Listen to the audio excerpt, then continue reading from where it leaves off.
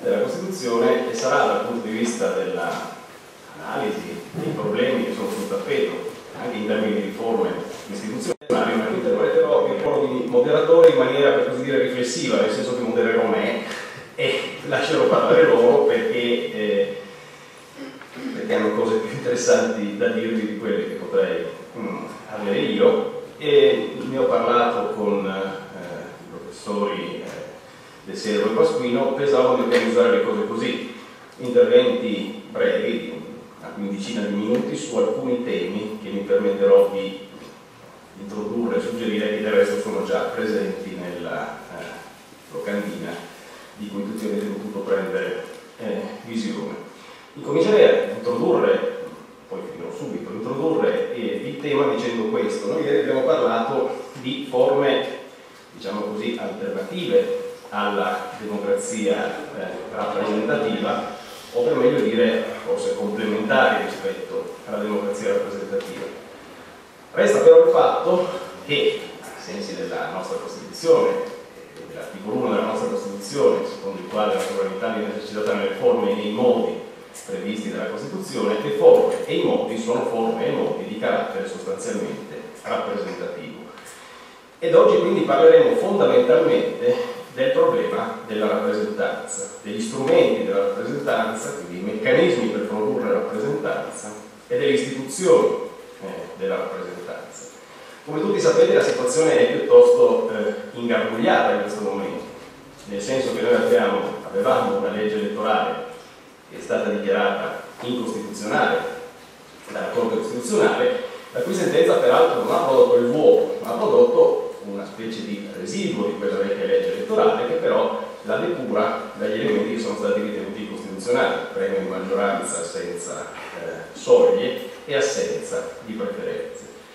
Al contempo abbiamo anche iniziative volte a cambiare la legge elettorale. È stata approvata dalla Camera dei Deputati, mi pare, in tempi recenti, una proposta di legge elettorale di iniziativa governativa che in qualche modo è figlia, da un certo punto di vista forse, della vecchia legge elettorale, e che ha sollevato alcuni interrogativi, alcuni problemi, alcune critiche, sia in termini di, come dire, aderenza agli indirizzi che la Corte Costituzionale ha dato in quella sentenza, sia in termini più generali di funzionalità della legge elettorale. Questo è il primo punto che chiederei ai nostri ospiti di affrontare, cioè come valutate, diciamo così, come c'è forse il professor De Siervo, come valutate diciamo, le conseguenze in termini di limiti, di vincoli al legislatore derivanti dalla sentenza della Corte Costituzionale, se questi sono rispettati oppure non sono rispettati, se ci sono dei problemi di rispetto, ma più in generale come valutate complessivamente le scelte che vanno maturando, che sembra vadano maturando, in termini di legislazione elettorale. Intanto grazie dell'invito, perché fa sempre piacere confrontarci tra di noi, confrontarsi con l'opinione pubblica, con i cittadini. Insomma, questa legge elettorale, intanto partiamo dalla sua storia relativissima,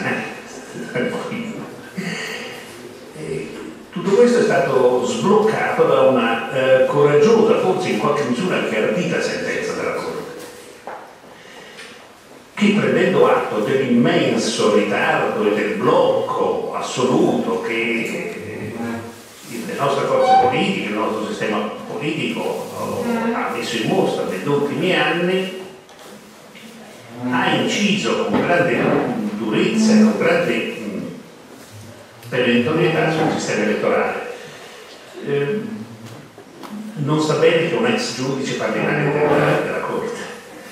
Devo dire, io un pochino ne posso parlare male, nel senso che certamente la Corte forse ha sentito, come dire, una pressione invincibile dell'opinione pubblica a incidere sulla legge elettorale pessima che avevamo, e per far questo ha però superato in primo luogo alcune linee interpretative costanti nella sua giurisprudenza,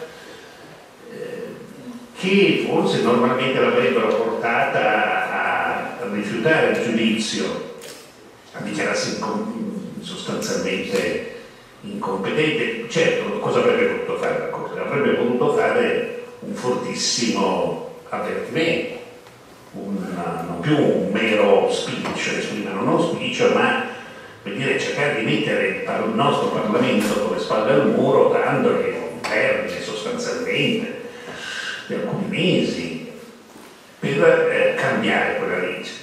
E invece l'ha cambiata, e l'ha cambiata in un modo, devo dire, molto radicale, perché noi siamo passati dal, scusate uso il termine giornalistico, dal porcellum alla nascita, perché non esisteva prima, di una legge proporzionale sia alla Camera che al Senato, con addirittura la possibilità di esprimere un voto di preferenza sia alla Camera che al Senato. Notate che nella storia italiana mai, repubblicana, mai si era espresso un voto di preferenza nel sistema senatoriale, dare la misura di...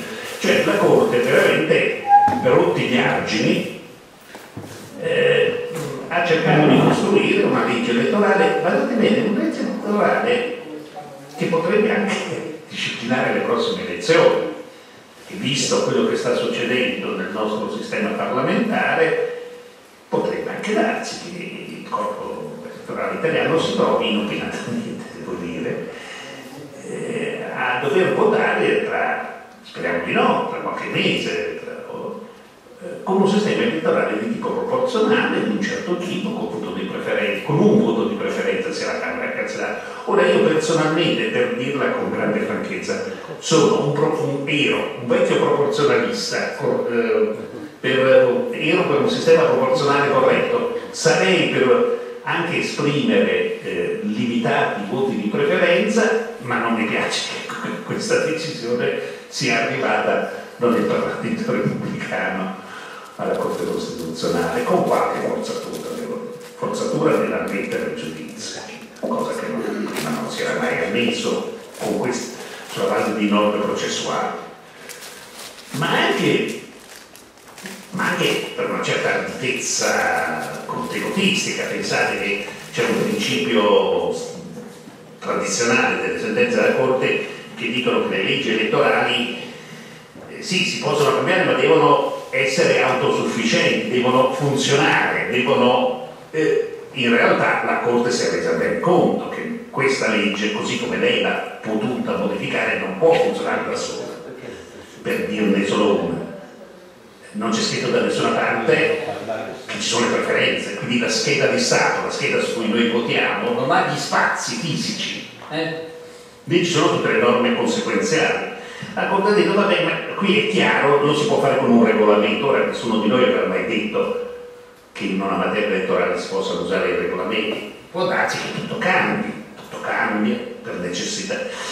Cosa voglio dire con questi esempi? Forse la Corte ha dovuto fare, o ha ritenuto di dover fare, un passo avanti molto forte. Notate, io e tanti di noi, pur critici verso questa sentenza, eravamo perfettamente consapevoli che il porcellum era incostituzionale, su questo non c'è dubbio. Credo di aver fatto parte del collegio che nel 2008 ha ammonito il Parlamento. Il Parlamento non ce l'ha fatta, non ha voluto correggerlo.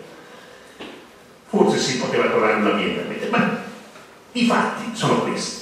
Noi abbiamo una legge proporzionale cortina, così un po' casuale, che applicheremo se il Parlamento non farà la legge. Ma il Parlamento, il Presidente del Consiglio dei Ministri, ha detto che questa legge si fa e continua a dire che si rifarà.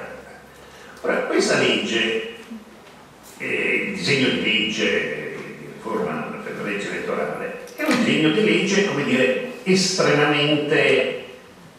che risente estremamente degli interessi dei partiti maggiori che lo hanno progettato. Forse ne risente troppo.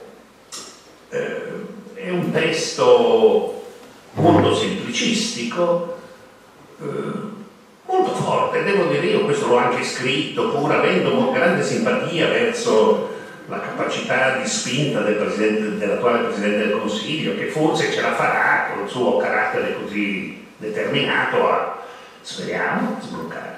Però certo, sbloccare verso un sistema elettorale in cui all'inizio chi avesse, all'inizio poi è cambiato, insomma, chi avesse avuto il 35% dei voti, il primo partito che avesse conseguito almeno il 35% dei voti, sarebbe arrivata alla maggioranza assoluta, insomma, è forte, perché questo, guardate, non è tanto in positivo, pensiamo nella realtà politica italiana.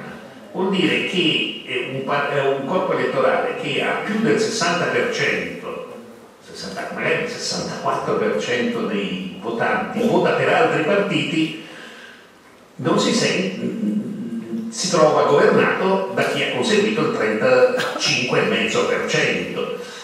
Il rischio potrebbe essere la delegittimazione, la non accettazione. E noi qualche sintomo lo abbiamo avuto anche. Poi il dibattito politico ha portato al 37,5%, cifra un po' buffa. Dicono adesso che forse basterebbe il 40%, ma forse visti gli ultimi risultati alle europee non vorranno mettere il 40%, non lo so cosa metteranno. Certo, io ricordo che quando ero molto giovane si discuteva con estrema animosità sulla cosiddetta legge truffa, che era una legge la quale permetteva un premio di governabilità alla coalizione che avesse conseguito il 50% più uno dei voti.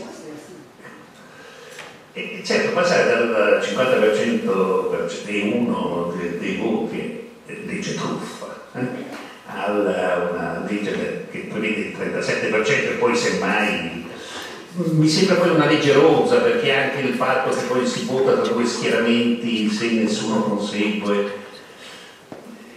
Forse poi adesso tutti dicono che essendo cambiata la realtà politico-partitica forse cambierà tutto.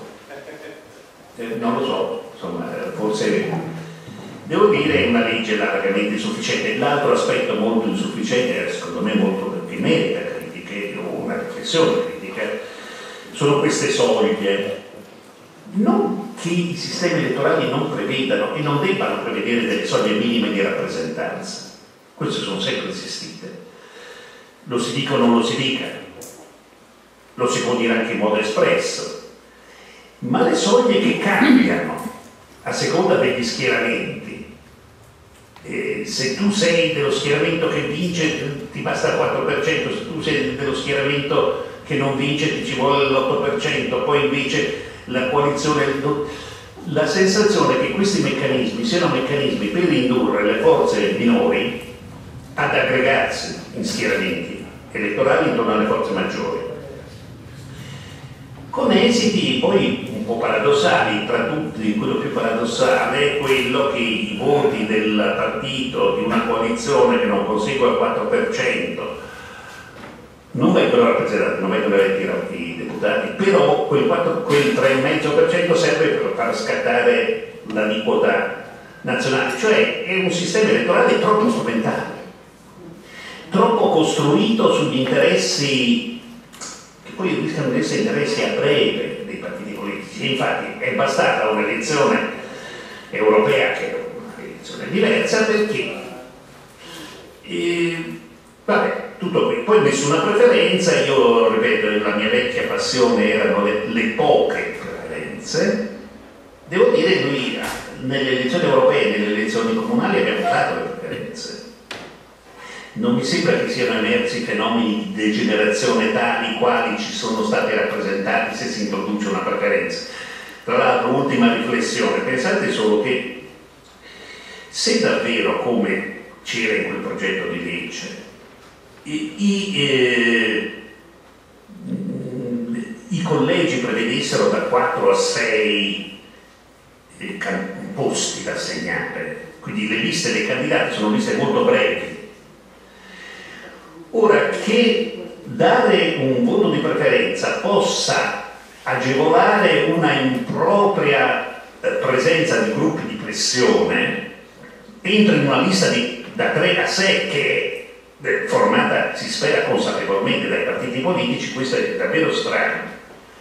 Ma forse invece in liste così brevi, anche così controllate dai partiti che le presentano, potrò lasciare il cittadino elettore un minimo di scelta per dire che il terzo va meglio del primo, o il secondo va meglio, o il quarto va meglio del secondo, forse non avrebbe alterato così radicalmente, o non altererebbe, perché siamo tutti. Comunque la cosa vera è che è la notizia sui giornali di qualche giorno fa che dice: ma pare che ne ridiscutano totalmente, che partano altri disegni di legge. E questo ci fa un po' cascare le braccia, perché vorrei dire, se deve cambiare, se ne discuta pubblicamente. Se ne discuta pubblicamente, non è pensabile, voglio dire, che i disegni di legge così delicati come sono quelli dell'elezione, che deve garantire la proporzionalità, la rappresentatività, siano giocati così strumentalmente, così per accordi. Non mi riferisco a uno specifico incontro, ma tutta, cioè la procedura di predisposizione dei disegni di legge deve essere più partecipata, più trasparente, deve poter fornire un sistema, tra l'altro per la sola Camera dei Deputati, perché voi sapete, no, che il progetto di riforma elettorale prima riguardava anche il Senato, poi all'inizio dei lavori ci si è resi conto che si poteva, anzi si doveva scorporare il Senato. Quindi il disegno di legge di elezione della Camera dei Deputati dovrà essere profondamente modificato, altrimenti riemerge il mio vero timore dopo la sentenza numero 1 del 2014, che andremo a votare con quella legge, con effetti anche politici curiosi. Pensate cosa vuol dire, anche sulla base dei risultati elettorali ultimi, vorrebbe dire che un governo non si forma, un governo di parte, diciamo, costruito intorno a, ma bisogna necessariamente ipotizzare dei governi di coalizione, perché devo dire, data l'attuale realtà complessa elettorale italiana, qualche problema non pone. Ecco, quindi vedete che mi sono dichiarato tendenzialmente proporzionalista, ma capisco bene che in certi contesti difficili si possa seguire una linea tendenzialmente maggioritaria, ma però con un minimo di coerenza. Ecco, non un sistema così pasticciato che mischia troppo logiche che non funzionano perfettamente bene. Ecco, per ora basta.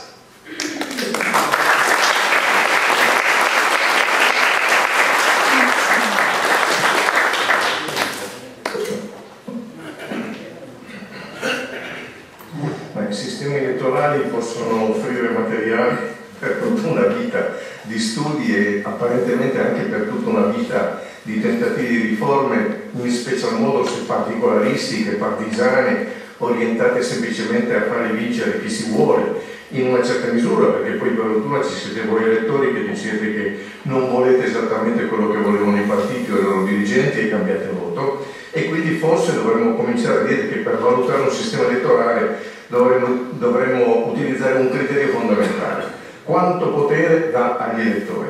E non c'è nessun dubbio che Porcellum non dava quasi nessun potere, cioè il massimo che si poteva avere era quella crocetta sul simbolo di un partito, e poi i giochi erano già stati fatti prima e forse sarebbero stati fatti dopo secondo determinate modalità. E dunque Porcellum non andava bene. Io posso seguire il professor Del Siervo su alcune tematiche costituzionali fino ad un certo punto, perché lui ne sa molto più di me, però temo che la Corte Costituzionale abbia avuto fino alla sentenza numero 1 del 2014 un atteggiamento incerto, insicuro rispetto alla legge elettorale, e quindi non aveva in realtà prodotto una giurisprudenza sulla quale basarsi. Poi probabilmente anche, come spesso succede non solo in Italia, ma per esempio anche negli Stati Uniti, il cambiamento della sua composizione ha prodotto l'ingresso in quella corte di una persona che se ne intende, il quale ha deciso di dare uno stimolo molto più forte anche di fronte a una situazione che era diventata insostenibile sia per la maggioranza del 2008 che si era sfaldata in Parlamento, sia per quella del 2013 che neanche era riuscita a formarsi, e quindi c'era anche un momento di opportunità politica che io non sottovaluto e che vi propongo di non sottovalutare mai, perché poi bisogna anche vedere la realtà, o come direbbero i politologi, il contesto nel quale le leggi elettorali vengono inserite. Però la soluzione non può essere la legge che è attualmente in discussione. Cioè, se il Porcellum aveva un problema, dice la Corte Costituzionale, cioè le liste lunghe bloccate, non è che facendo le liste corte bloccate il problema viene risolto, assolutamente no. Se il Porcellum aveva un problema di un premio di maggioranza dato in maniera casuale, non arbitraria ma casuale, e questa legge continua ad avere un premio di maggioranza attribuito a chi ha il 35, il 37,5%, forse a questo punto qualcuno potrebbe dire se il PD ha avuto il 40,8 facciamo un 41%, così li obblighiamo a darsi una mossa. Anche questo non è che risolve il problema.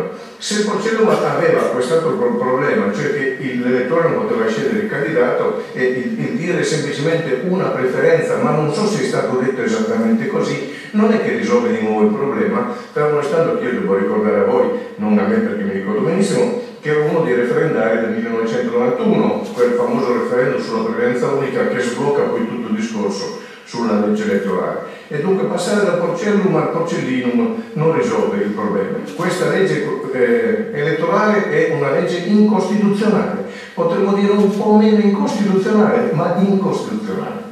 Ma soprattutto non funziona, questo è secondo me il punto fondamentale, cioè è una legge tagliata su misura.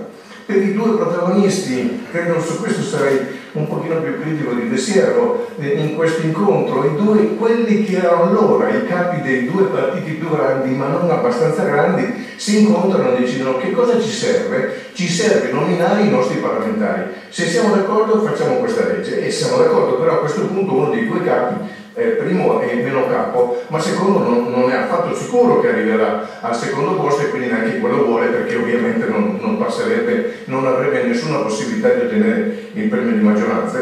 Quindi i risultati delle elezioni europee producono come conseguenza che si deve discutere tutto, ma sulla base delle convenienze che emergono dagli esiti di quelle elezioni. Cioè, se per caso, ma a questo punto qualcuno dice che il caso non è più così, il PD fosse al di sopra del 37,5%, avrebbe il premio di maggioranza e il problema sarebbe sostanzialmente risolto. Ma supponete che non ci sia, perché le elezioni europee hanno una dinamica di un certo genere rispetto a quelle nazionali, e allora il ballottaggio sarebbe eventualmente fra il Movimento 5 Stelle e il Partito Democratico. Mi pare che non sarebbe la soluzione migliore né per loro, ma soprattutto né per il Paese, e quindi bisogna riscriverla questa legge elettorale. La mia posizione è, come dire, molto soffice. Secondo me bisogna buttarla via, e quindi bisogna cominciare da capo, e cominciare da capo partendo dal principio che ho delineato. Vogliamo una legge elettorale che dia potere agli elettori, e allora guardiamo in Europa, perché noi non siamo stati capaci di fare una legge elettorale buona. Guardiamo in Europa quali sono i paesi che hanno leggi elettorali funzionanti, cioè quelle che garantiscono rappresentanza e garantiscono non l'elezione del governo, perché questa non esiste da nessuna parte, ma garantiscono all'elettore di avere una ragionevole probabilità di influenzare la formazione dei governi.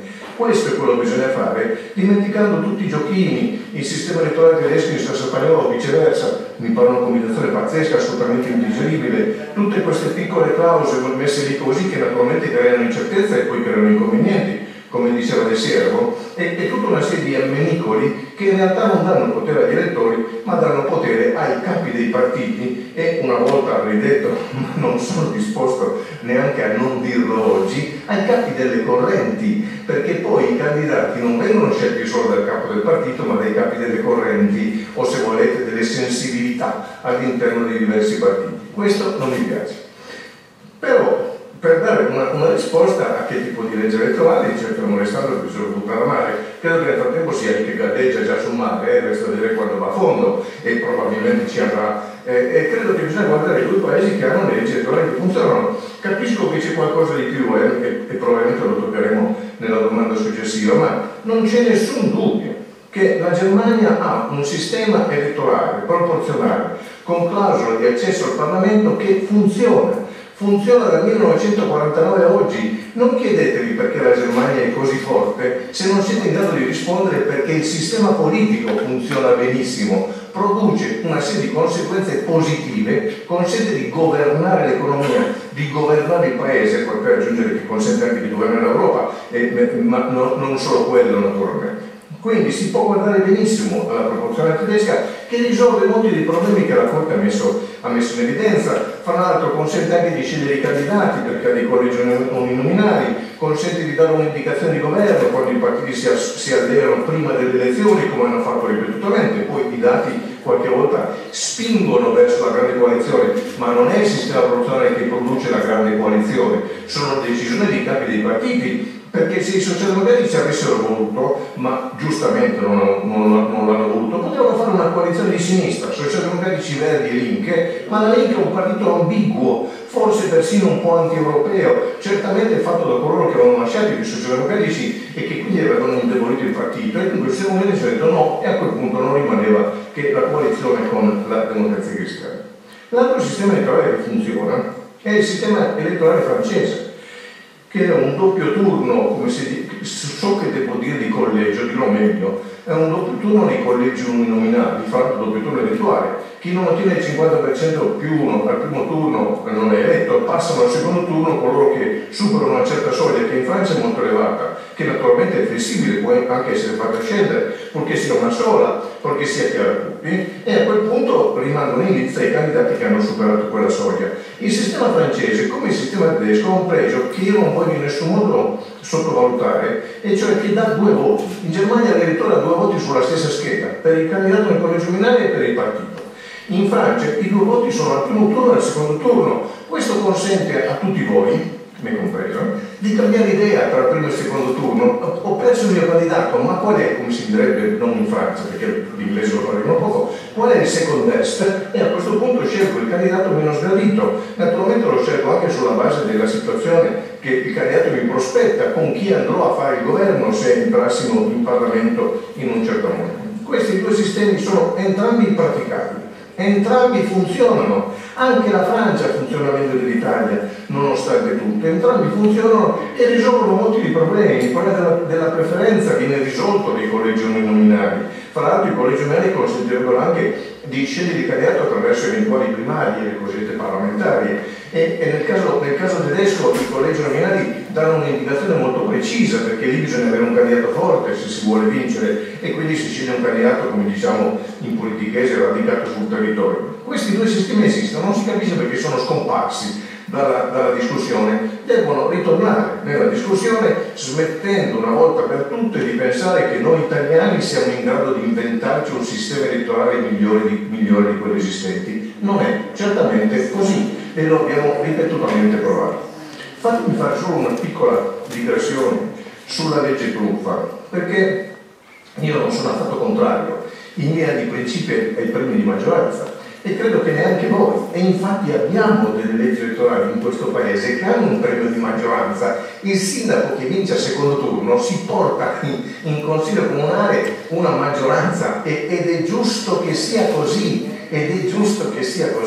Il presidente della regione, il governatore, si porta, quando vince, si porta nel suo listino dei seggi aggiuntivi che gli consentono di governare. Il premio di maggioranza non è affatto un obbrobrio, esiste in forma visibile in alcuni sistemi elettorali italiani, esiste altrove in forma meno visibile. Tutti i sistemi elettorali maggioritari, che non possiamo demonizzare, perché sono i sistemi delle grandi democrazie anglosassoni, a cominciare dall'Inghilterra, hanno un premio di maggioranza implicito. Prima del Signore ha detto una cosa importante che voglio elaborare appena. Con il 35% i laburisti hanno vinto qualche elezione e hanno governato, cioè nel senso che ottenevano una maggioranza assoluta di seggi. Il problema è che chi vince in questo modo sa che deve rappresentare anche quelli che hanno perso. Cioè si amplia la disponibilità a rappresentare, perché non mi basterà tenermi quei 35% se voglio vincere la prossima volta, e dunque cerco di rappresentare esigenze, preferenze, interessi anche di coloro che hanno perso. E naturalmente, poiché il sistema di questo genere, maggioritario in collegi nominali, è un sistema molto flessibile, si può perdere o vincere quando cambiano opinione 4, 3, 5% degli elettori che se lasciano un partito e vanno nell'altro automaticamente producono un cambiamento del 10%.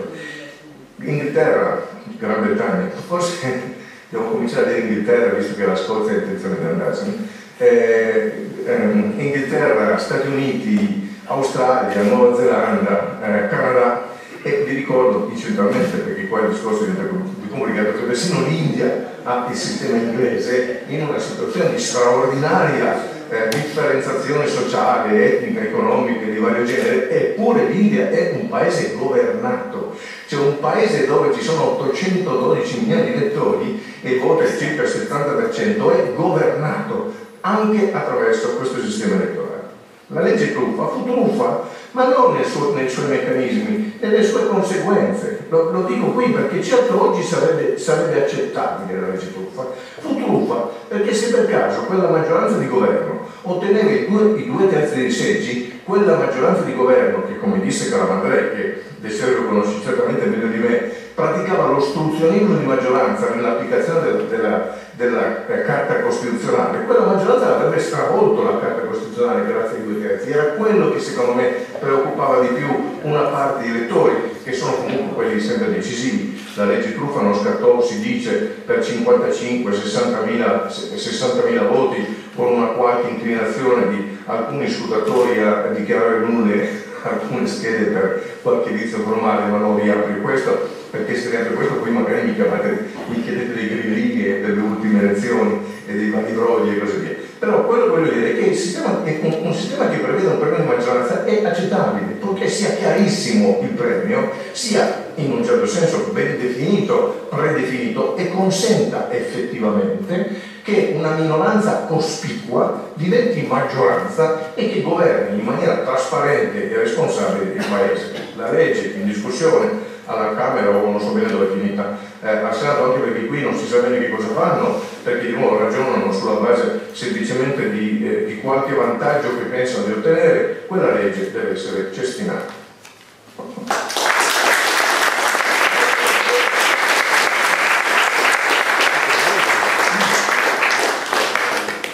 Bene, come vedete il dibattito sulla legislazione elettorale, che è il meccanismo attraverso cui si forma la rappresentanza e che comporta una qualche forma di scelta sui meccanismi in cui si forma la rappresentanza, ha sollevato, può sollevare, è suscettibile di sollevare molte perplessità e molti interrogativi. Io lascerei alla fine di questo giro di tavolo la possibilità anche per qualcuno di eventualmente stimolare i nostri interlocutori su alcuni punti che sono rimasti da approfondire, potrebbero essere approfonditi, in relazione ai quali si potrebbero avere alcune curiosità. Mi permetto adesso però di osservare che il problema è ancora più complicato nei termini in cui si pone oggi, è ancora più complicato di come è apparso finora. Perché questo? Perché la legge elettorale, bene o male, è una legislazione ordinaria, è frutto di legislazione ordinaria, quindi cosa significa? Significa che si approva con le procedure dedicate proprie di ciascuna legge ordinaria. Tuttavia, il problema della riforma della legge elettorale per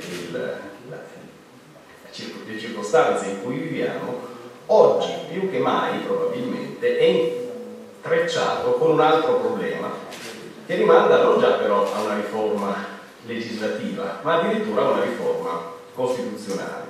Perché, come dicevo in premessa, il problema della rappresentanza è un problema di strumenti, di meccanismi di rappresentanza, e qui siamo in materia di legge elettorale ordinaria, ma anche di istituzioni di rappresentanza, cioè sostanzialmente del modo in cui deve essere articolata costituzionalmente la rappresentanza nel nostro Paese. Ora, da questo punto di vista pare che ci sia un consenso piuttosto largo, quasi unanime forse, sulla necessità di porre mano al bicameralismo italiano. Come sapete, il bicameralismo italiano è paritario, non perfetto, il professor Pasquillo si arrabbia, è paritario nel senso che le due Camere hanno esattamente gli stessi poteri, il che nell'ambito di un regime non è un unicum mondiale, ma è un unicum mondiale nell'ambito di un regime parlamentare, o quasi un unicum mondiale. Anche negli Stati Uniti le due Camere hanno quasi gli stessi poteri, grosso modo, sono molto forti tutte e due, però negli Stati Uniti le due Camere non devono dare fiducia all'esecutivo. In Italia viceversa questo accade. Entrambe le Camere sono sostanzialmente in una posizione tale da creare esecutivi e da disfarli quando sono stufi. Basta che una Camera sola sia stufa dell'esecutivo e l'esecutivo se ne va. Ora, c'è larga condivisione, direi, nell'opinione pubblica, ma anche nel mondo politico, sulla necessità di mettere mano in qualche modo al bicameralismo attraverso una riforma istituzionale. C'è una condivisione sufficientemente forse estesa anche su un principio che deve reggere forse questa riforma, cioè in sostanza creare una seconda Camera che non dà più la fiducia al governo e che sia in qualche misura espressiva di autonomia territoriale in particolare. Come dicevo ieri nelle piccole cose che ho detto in altra sede, questo però non chiude il problema, questo semmai lo apre. E in effetti esiste un disegno di legge costituzionale a sua volta prodotto dal governo attualmente in carica che si propone questo compito, questo obiettivo che è piuttosto ambizioso e che coniuga questo obiettivo anche con una riforma ben più ampia di cui oggi non parleremo, che è la riforma complessiva del regionalismo italiano. Quindi si va formando sostanzialmente la intenzione di fare della seconda Camera una Camera in qualche modo espressiva delle autonomie. Qui naturalmente il disegno di legge fa una serie di scelte, alcune delle quali sono sottoposte a discussione e anche a critica piuttosto animata. Si è parlato di non democrazia del Senato perché non è espresso a suffragio universale diretto, si è parlato di rappresentanza pasticciata nel Senato. Come sapete, nel progetto di legge il Senato ha dei rappresentanti regionali, dei rappresentanti dei comuni e più 21 persone scelte dal Presidente della Repubblica. Ecco, io vorrei, capisco che il tema è estremamente complicato ed estremamente delicato, vorrei qualche riflessione dei nostri ospiti sull'assetto che va prendendo, che sembra possa andare prendendo, sulle scelte di fondo che sembra siano state fatte da questo esecutivo, proprio in ordine al problema dell'articolazione della rappresentanza in due Camere distinte per composizione e distinte anche per funzioni. Comincerei con il professor Pasquino, così.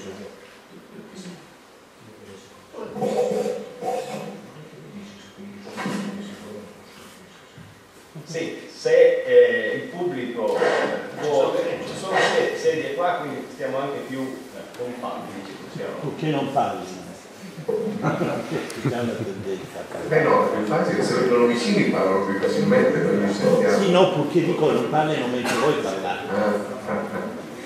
No, ho chiesto di parlare per primo perché così desidero può replicare a quello che dico io.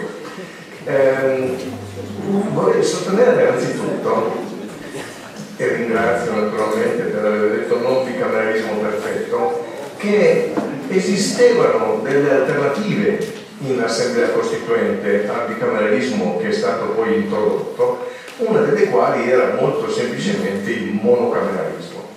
I comunisti lo sottolinearono non con estremo vigore e in realtà era una prospettiva praticabile, e qui però apro il discorso che lascio al professor De Cero di criticare eventualmente, perché se la sovranità deve essere rappresentata bene, sostenevano i comunisti, deve essere rappresentata in una Camera e non deve essere spezzettata. Dopodiché sbucò l'idea che in effetti in un paese che sarebbe diventato federale, ma che non lo è diventato, come sappiamo, forse la seconda Camera poteva rappresentare le regioni. E infatti c'è un inciso nella Carta Costituzionale, il Senato è eletto su base regionale. Naturalmente questo non ha mai fatto nessuna differenza di nessun genere, e tutto questo discorso però non può essere dimenticato. Cioè l'alternativa monocamerale secondo me è ancora praticabile. È ancora praticabile, qui mi rifaccio a Calamandrei, se si rafforzano le autonomie locali. E questo naturalmente si collegherebbe al titolo quinto, vedremo poi in che modo, perché per il momento non ce l'hanno spiegato, vedremo poi in che modo. Però quello che non va bene è anzitutto pensare che si possano fare le riforme costituzionali in maniera episodica, e cioè come se la mia frase abituale, quelli che mi hanno già ascoltato sanno che ci sarei comunque arrivato, è che non siamo in un supermercato per cui uno entra e dice un Senato colorato di rosso me lo porto a casa. No, aspetta, perché la Carta Costituzionale e un sistema politico sono per l'appunto dei sistemi, e quindi bisogna guardare, quando si riformano alcune parti, agli effetti che hanno sulle altre parti. Quindi il Senato non può essere riformato se non si pensa anche a come riformare la Camera, perché non è che la Camera sia un luogo di funzionamento di eccellenza, anche lì bisogna riflettere, e soprattutto bisogna stabilire esattamente che cosa deve fare il Senato. A quel punto, stabilito che cosa deve fare, si può anche riflettere sulla sua composizione. La composizione mi lascia molto perplesso. Mi lascia perplesso anzitutto perché ho l'impressione che sia stata decisa solo per ragioni di spesa. Io sono d'accordo naturalmente che si possono ridurre le spese e si possono anche ridurre i deputati, non soltanto i senatori, e quindi chi lo sostiene non sbaglia. In secondo luogo, penso però che bisognano di nuovo, sempre nella mia prospettiva, guardare alle altre seconde camere. Cioè, è chiaro che non possiamo avere una Camera dei Lords, mi pare di capire, però possiamo forse avere un Senato francese, ma facendo attenzione, perché il Senato francese, se non sbaglio, ha 323 rappresentanti, quindi non stiamo riducendo, ma c'è un'altra alternativa vera, che è quella tedesca. Il Bundesrat ha 69 rappresentanti, è una Camera molto forte, per di più è una Camera interessante perché è a maggioranza variabile, varia a seconda delle elezioni nei vari Länder. Se cambia la maggioranza in quel Land, cambiano i rappresentanti che vengono mandati nel Bundesrat, e quindi fra l'altro è molto forte perché ha poteri veri su tutta una serie di materie, quindi costituisce anche un contrappeso al governo. La signora Merkel non ha avuto la maggioranza nel Bundesrat dal 2009 al 2013, ce l'ha adesso soltanto perché sono socialdemocratici e democristiani, e dal 2009 al 2013 la signora Merkel si è barcamenata, lo dirò così, anche se può sembrare strano vedendo che la donnina mi pare abbastanza vigorosa, però doveva fare i conti con una Camera che in realtà faceva molta attenzione alla rappresentanza dei Länder, che è qualcosa in Germania è molto importante. Quando poi guarda la composizione che è stata allineata nell'attuale disegno di legge, perché sento dire facciamo poi il Senato francese e vedremo, perché insisto, 323 non è la cifra alla quale Renzi sembrava disposto, Renzi Boschi sembravano disposti ad arrivare, però alcune di queste cose sono davvero curiose. Cioè, la più curiosa è quella dei 21 senatori nominati dal Presidente della Repubblica per 7 anni, ricordo anche questo, perché poiché lui dura 7 anni, nomina questi qua per 7 anni. Cioè, è una cosa assolutamente abnorme, deve esserci un termine giuridico migliore per dire questa cosa qua, ma è pazzesca, nel senso che già credo la maggior parte di noi sta chiedendosi perché devono ancora esserci i senatori a vita. Abbiamo già posto questo problema.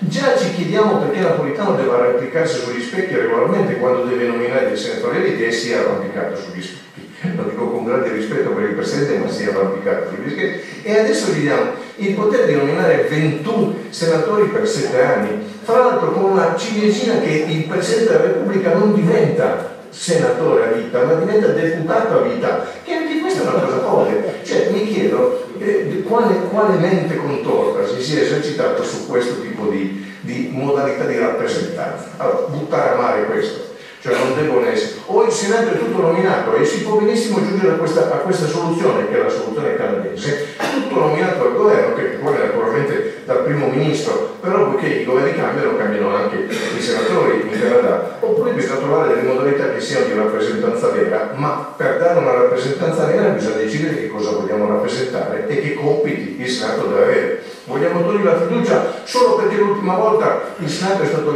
l'inciampo cruciale per il candidato del PD alla presidenza del Consiglio, oppure per altre ragioni? Io credo che la seconda Camera non dovrebbe avere la fiducia, però mi chiedo davvero che tipo di rappresentanza dovrebbe essere. E qui sento delle cose curiose sulle quali chiudo subito, perché sono le solite indicazioni che sembrano intelligenti e che contengono un elemento drammatico di antipolitica. E cioè, a questo punto sembrerebbe che alcuni dei senatori dovrebbero essere sostituiti da qualche grande istituzione culturale, Per esempio l'Accademia dei Lincei, vi comunico con grande allegria che sono un liceo e quindi combatterei la mia battaglia dicendo ma perché non nominate me? Per di più ho anche già una certa esperienza, ma stiamo scherzando? Questa è chiaramente un'indicazione antipolitica, ci state dicendo che coloro che hanno fatto politica non hanno imparato niente e coloro che non hanno fatto invece meritano di andare in una Camera come il Senato, ma noi li abbiamo già visti quelli che non avevano fatto politica quando arrivano a fare politica, che a salire in politica, che pastiggi fanno? Cioè, se vogliamo una Camera che funzioni, devono essere persone che hanno esperienza, competenza in materia di rappresentanza, in materia di controllo, per esempio, di quello che fa la Camera dei Deputati e qualche volta anche in materia di legislazione, se il loro campo sarà le regioni, come si dice, le autonomie in senso lato, o addirittura l'Europa, che è anche qualcosa di particolarmente complesso. Però il punto fondamentale è non sono disposto neanche a discutere di una riforma di questo genere se non mi si dice in quale assetto viene collocata e quindi naturalmente se si stacca completamente dalla riforma elettorale, perché il rischio è che ci sia una riforma elettorale che dà una maggioranza notevole a un partito o a uno schieramento e che ci sia quel partito con lo schieramento che riesce anche ad avere la maggioranza al Senato e a quel punto c'è una concentrazione notevolissima di poteri. Io non credo che ci siano propensioni autoritarie, però credo che ci sono dei comportamenti autoritari che non gradisco, non voglio vedere e nemmeno che mai voglio vedere istituzionalizzati. Grazie.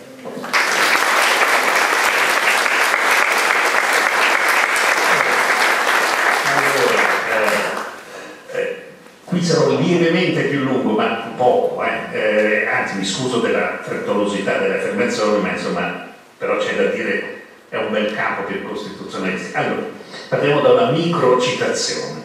Un altro oggetto di riforme necessarie e possibili è la revisione dell'attuale bicameralismo perfetto, che ha sinora impedito una legiferazione tempestiva ed efficace e insieme concorso a ostacolare un corretto rapporto Parlamento-Governo.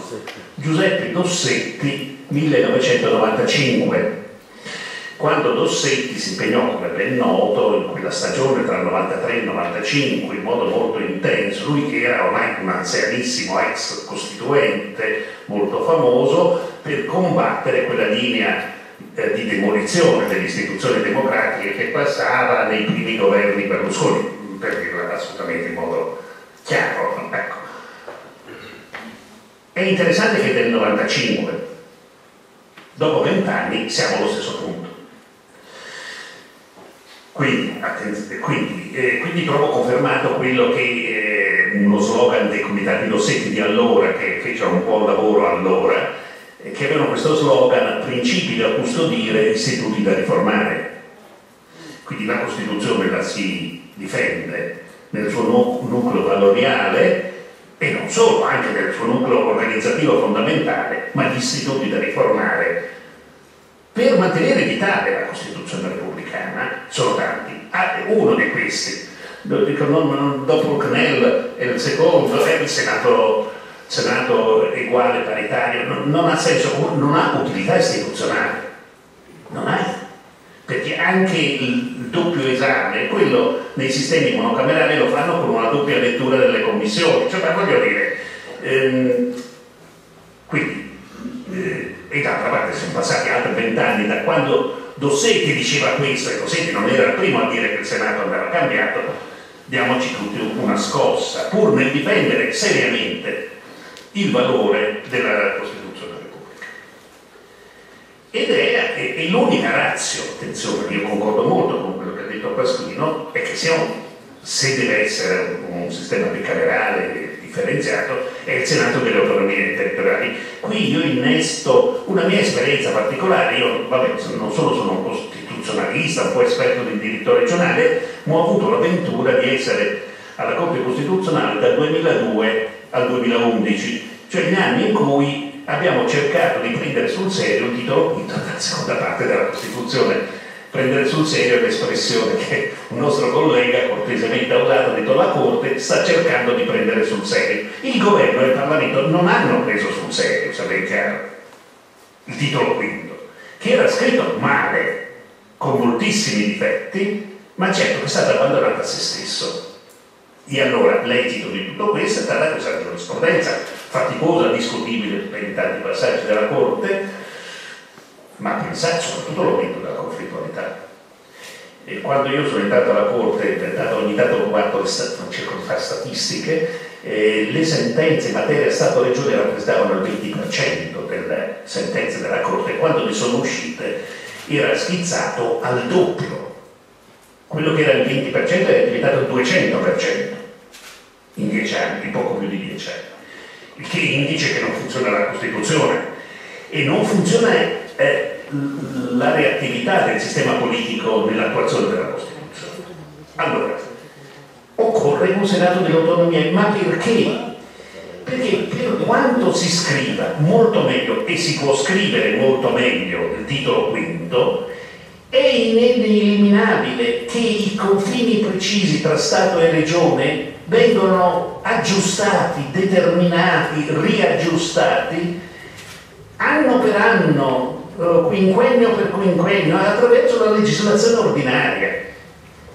Cioè occorre che il legislatore ordinario dia attuazione e specificazione continuamente al riparto di competenze, altrimenti non funzionano i sistemi federali e regionali. Pensate che il riparto delle competenze degli Stati Uniti d'America risale alla fine del Settecento, o quello tedesco, loro sono più seriosi e quindi ogni tanto cercano di aggiustare, ma si muovono sempre su categorie normative molto generali che poi vengono specificate da chi? Dal Bundesrat, tramite il Bundesrat, cioè tu inserisci nel sistema parlamentare centrale un organo più o meno fortemente rappresentativo del sistema delle autonomie territoriali.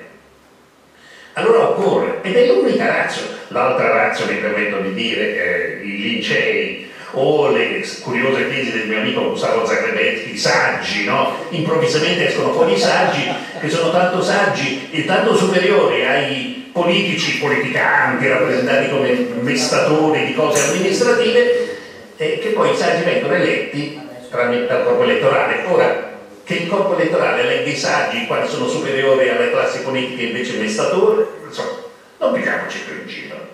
Queste cose non esistono, sono curiosamente un fuori tempo tentativo di recupero del vecchio bicameralismo alla Mortati. Una parte dei democristiani sosteneva che accanto ai territori ci dovessero essere le corporazioni, le grandi categorie professionali in Senato, ma non funzionò allora, infatti non passò alla Costituente, figurarsi se passa adesso, non funziona. Allora, Senato dell'autonomia. Probabilmente non potrà essere il Bundesrat, perché una cosa bisogna capirsi, in Germania che sono seriosi hanno una seconda camera che è fatta dagli assessori delle regioni, dei Länder, quindi dagli esecutivi dei Länder. Voi pensate, se noi facciamo un Senato rappresentativo delle giunte regionali, da noi veramente anche le autonomie territoriali pesano di più rispetto alla storia tedesca, ma si può costruire un decoroso sistema. Ecco, questo decoroso sistema del Senato dell'autonomia non è quello che c'è nel disegno di legge costituzionale. Io devo dire, io sono un riformista moderato, ma insomma, bisogna leggere le progettazioni.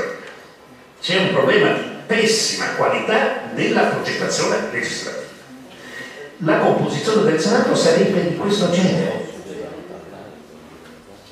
Tutte le regioni rappresentate uguali. Primo dato curioso, devo dire, perché questo ha senso se è uno Stato federale che nasce da Stati sovrani.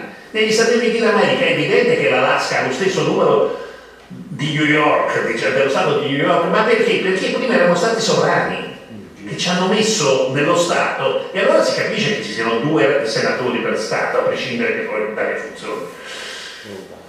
Ma da noi la Valle d'Aosta, 110.000 abitanti, vale quanto i 9 milioni dei lombardi? No, cioè voglio dire, non ha senso comune, diciamocelo con assoluta franchezza. Ma come poi non ha senso comune che ci sia lo stesso numero di rappresentanti regionali, mettiamo così, dei rappresentanti locali? Perché voglio dire, una cosa è non ridurre tutto alle regioni, ma altra cosa è, e qui vorrei aggiungere una cosa, attenzione, quest'organo per poche cose che faccia non dà la fiducia, ma elegge il Presidente della Repubblica, fa le revisioni costituzionali, ma che c'entra, scusate, il sindaco di Campobasso? Che rappresentanza politica ha il sindaco di Campobasso, con tutto il rispetto per i Molisani? Si potrebbe dire Aosta o Milano, con la revisione costituzionale. Allora, che senso ha una composizione di uguale numero di rappresentanti in tutte le regioni dei consigli regionali e dei sindaci? Addirittura sindaci di diritto. Senatori di diritto, i sindaci di comuni capoluogo o i presidenti delle regioni, come se il Senato fosse una cosa, come qualche parlamentare un po' giovane ha detto, che si riunisce sì 3-4 volte al mese. Il Senato, se ha da lavorare, deve riunirsi tutte le settimane perché deve controllare tutte le leggi e magari anche i decreti legislativi, già che c'è. Cioè, voglio dire, attenzione, stiamo parlando del Parlamento italiano, non stiamo gratuitamente.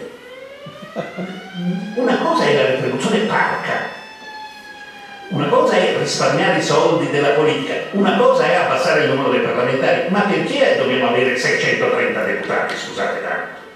Il che non permette la funzionalità del Parlamento, e non ne abbiamo 450 o 500 al massimo, più 200 senatori, pagati poco, ma quelli che vengono i grandi saggi, anche loro dovrebbero lavorare gratis, il che mi sembra una cosa che impediranno ogni auto o candidatura. No, scusate, ce n'è talmente tante. Pensate anche un'ultima cosa curiosa: quei 21 farebbero parte del collegio che elegge il Presidente della Repubblica, che non è molto fine, no? Che il Presidente della Repubblica nomina parte del corpo elettorale futuro, insomma, mi sento rieleggibile il Presidente della Repubblica. Quindi proprio non va bene, ma non va bene neanche i poteri, scusate, benissimo non dare la fiducia, ma non esaurire i compiti del Senato come c'è nel disegno di legge, su esprimere fondamentalmente un parere sui disegni di legge superabile dal voto contrario della Camera, che ha già votato il testo. Allora la Camera approva, il Senato fa delle modifiche, propone delle modifiche, la Camera può dire no, a maggioranza semplice. Se poi proprio riguarda profondamente l'assetto regionale, lo deve dire a maggioranza assoluta, cioè a quella che dovrebbe essere la maggioranza normale in un sistema maggioritario. Allora, voglio dire, ecco, allora improvvisamente diventa monocamerale. No, se deve essere questa la Camera delle Autonomie, perbacco, allora smarchiamo tutto, risparmiamo di più, ma insomma non esiste. Allora, bisogna che quando si tocca la Costituzione la si modifichi, ma stando estremamente attenti alle interdipendenze tra gli organi e le procedure, scusate, stando estremamente attenti alla coerenza delle scelte. Non è pensabile che improvvisamente, scusate, io ricordo, ma non per denigrazione di nessuno, ma per renderci conto che veramente un po' di riflessione ci vorrebbe anche dalla nuova, apprezzabile classe dirigente. La prima dichiarazione di Renzi sulla composizione del Senato prevedeva 150 senatori, di cui 108 sindaci di capoluoghi di provincia, più 21 nominati dal Presidente della Repubblica, più i 21 Presidenti delle Regioni. Ora, voglio dire, d'accordo le insalate russe, ma insomma, questa cosa non ha senso comune, non funzionerebbe mai, ma soprattutto comporrebbe un organo centrale del sistema parlamentare che avrebbe il potere di rivedere la Costituzione tramite, in assoluta prevalenza, soggetti che non hanno un mandato elettorale per rappresentare il Paese su quei poteri. Perché il sindaco di Arezzo, parliamo dei toscani, posso parlare male più facilmente, non ha un mandato politico per rappresentare, e poi rappresentare cosa i cittadini di Arezzo, non quelli della provincia. Ma la democrazia dà il voto uguale a tutti i cittadini, ovunque essi abitino. Allora, in un Senato delle autonomie, se vogliamo seguire un meccanismo di elezione indiretta, come credo sia opportuno sia, ci pensi nei consiglieri regionali. I consigli regionali sono rappresentativi degli interi corpi elettorali, diamogli una buona regola per cui possono designare solo X di provenienza regionale, solo X di provenienza locale, ed è tutto fatto. Smettiamo invece di improvvisare su cose istituzionali, sono cose importanti, perché poi quando il Parlamento non funziona, o quando il Parlamento funziona, i cittadini se ne accorgono. Grazie.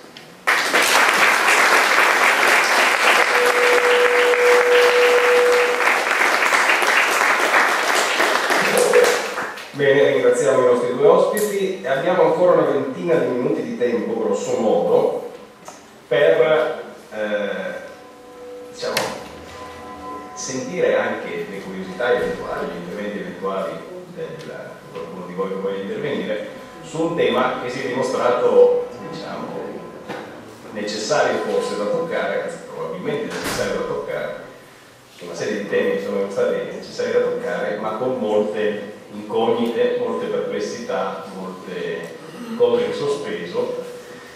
E se l'Italia da questo punto di vista, dal punto di vista dell'architettura della rappresentanza è una transizione, non bisogna dimenticare che in Italia le uniche riforme che tengono sono le norme transitorie, queste norme transitorie prolungarsi per decenni o ventenni. C'è qualcuno che vuole in qualche modo intervenire o fare? Io chiederei soltanto una cosa.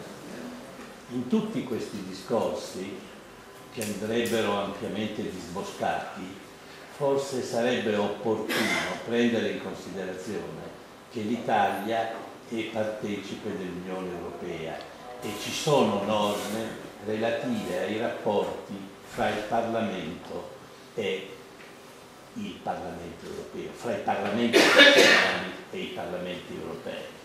Ora sembra che nelle intenzioni dei progettisti che hanno presentato questa proposta il Senato avrebbe una qualche possibilità di intervento in materia europea. Ecco, io vorrei conoscere l'opinione dei nostri ospiti a proposito di questo argomento, cioè in sostanza come vedete voi risolto dopo la riforma il problema dei rapporti fra Parlamento nazionale in Italia e Parlamento europeo. Possiamo, se c'è qualche altra domanda magari raccogliamo e poi rispondiamo tutti insieme, a tutto insieme. Qualcun altro che deve intervenire? Volevo solo chiedere se secondo voi la nuova classe politica dirigente o quella che sarà si sta ponendo il problema della rappresentanza delle nuove generazioni. Non parlo dei diciottenni di oggi, ma dei diciottenni di domani. Abbiamo una società scolastica multiculturale. Io vengo da Milano, scuole elementari, scuole medie del mio quartiere, i bianchi sono una minoranza e siamo tutti colorati e sono giovani che hanno anche altre famiglie e altre culture, altre democrazie di riferimento. Questo Renzi o chi per esso si pone il problema non di oggi ma dell'immediato futuro di 15 anni.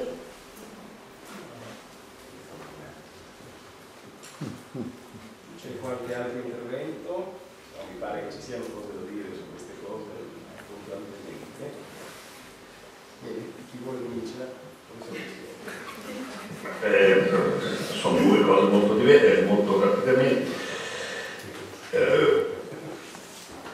Le norme dell'Unione Europea prevedono in particolare un ruolo dei parlamenti per ciò che riguarda la gestione del principio di sussidiarietà, cioè che è un punto di grande delicatezza e importanza. Anche in questo la presenza all'interno del Parlamento nazionale di un organo che abbia davvero il polso di ciò che è l'esercizio delle funzioni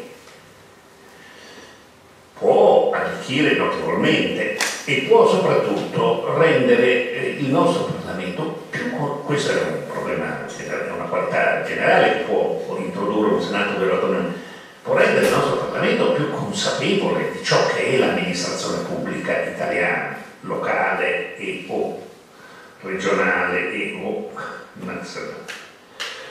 Quindi io penso che sia molto opportuno, magari introducendo anche qualche pulce nell'orecchio alla Camera più importante, perché più importante sarebbe certamente la Camera dei Deputati, quando si tratta di esaminare gli atti comunitari, perché io sono sempre colpito da una cosa, il nostro Parlamento, la nostra realtà politica è piena di critiche all'Unione Europea, no, per Bacco. Il Trattato di Lisbona è stato approvato all'unanimità dal nostro Parlamento, all'unanimità, come esito di un non esame, di un non esame e di una non partecipazione. Allora, prima di fare le polemiche, bisognerebbe che noi avessimo un Parlamento un po' più consapevole di ciò a cui ci portano i trattati internazionali, che poi ci vincolano, e potremmo ripetere l'esempio anche solo. Rappresentanza delle nuove generazioni, no, in questi disegni di legge non c'è nulla, purtroppo. Io, scusate, è un tema strano quello di oggi, ma però lo devo dire perché è una cosa che mi sta molto a cuore.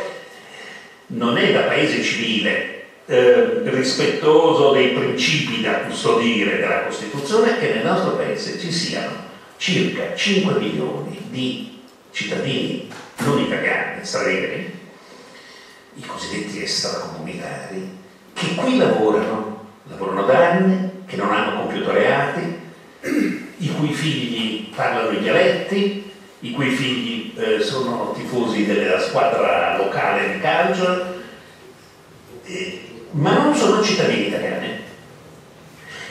Un insieme di vicende legislative ci ha portato, e di vicende politiche, ci ha portato a creare un immenso ghetto, chiamiamolo con il suo nome. Non è pensabile che il 10% della popolazione italiana che lavora, che versa i contributi all'INPS, per capirci, non abbia lo status di cittadino italiano.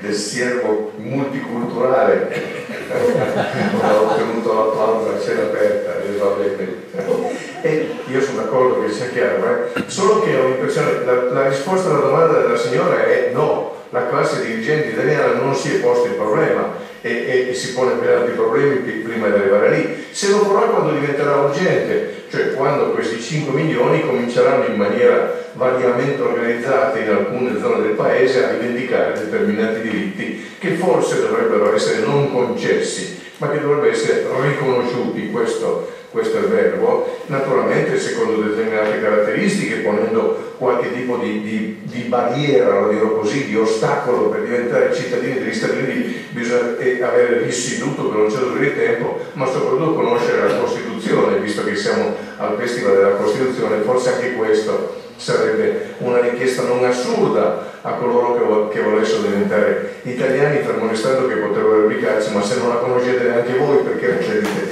a voi?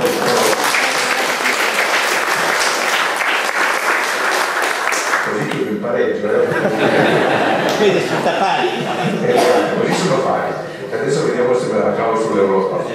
Perché io credo che questo sia un punto debole, ha fatto bene a ricordare questi voti all'unanimità. Sarà anche il caso di ricordare che abbiamo anche approvato attraverso un referendum consultivo l'attribuzione di poteri costituenti al Parlamento europeo nel 1989, che le famose leggi comunitarie che il Parlamento approva regolarmente in ritardo contengono un numero impressionante di direttive che abbiamo nel frattempo non attuato e poi anche violato. Cioè, se il Senato riuscisse, il prossimo Senato riuscisse davvero a rapportarsi all'Europa e quindi non solo a fare operazioni che chiamerò tecniche, legislative, ma anche operazioni di diffusione di idee, di conoscenze sull'Europa, cioè diventasse una Camera pedagogica sarebbe un grandissimo contributo, perché purtroppo l'Europa viene osteggiata per ragioni che non sono giuste, qualche volta viene sostenuta per ragioni che sono, come dire, fragili, però va detto sicuramente che l'Europa è il nostro destino. Anche quelli che ci vanno a sbattere contro, criticandolo, dovrebbe sapere che al di fuori dell'Europa staremo tutti peggio e dentro l'Europa potremmo stare meglio se davvero agissimo da europei. Se poi invece continuiamo ad agire da italiani abbiamo dei problemi. Però rimane che forse fra le competenze del Senato dovrebbe essere messa in maniera estremamente chiara ed evidente questo tipo di rapporto stabilito fra una Camera del Parlamento italiano e il Parlamento europeo, forse anche la Commissione europea.